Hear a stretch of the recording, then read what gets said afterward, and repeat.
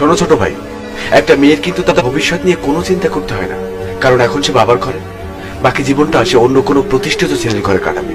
প্রমাণস্বরূপ আজকে তুমি ওই মেয়েটাকে ছেড়ে দাও, এখান থেকে ঠিক 1 বছর পর দেখবে ও ওর স্বামীর সাথে এক্স করোনা গাড়িতে ঘুরছে। তুমি কি মনে করো সে তোমাকে প্রচুর সময় দিচ্ছে, তার মানে সে তোমাকে অনেক ভালোবাসে, সে তোমাকে ছাড়া বাঁচবে না? ভুল।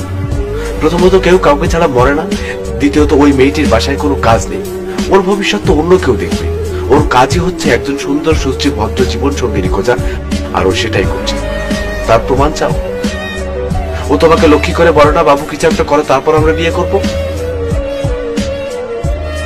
আজ তুমি না থাকলে ওকে বাইকে করে অন্য কোনো বড় লোকের ছেলে ঘোরাবে, আর তোমাকে সেই বাইক কেনার যোগ্যতা অর্জন করতে হবে। তাই না হলে দুদিন পর ওই মেয়েই তোমাকে ফাঁকি দেবে, আর তুমি ফেসবুকে স্ট্যাটাস দিয়ে দুঃখ প্রকাশ করবা। মেয়েদের জন্য এই জগৎটা খুবই সহজ, কিন্তু একটা ছেলের জন্য তা অনেক কঠিন।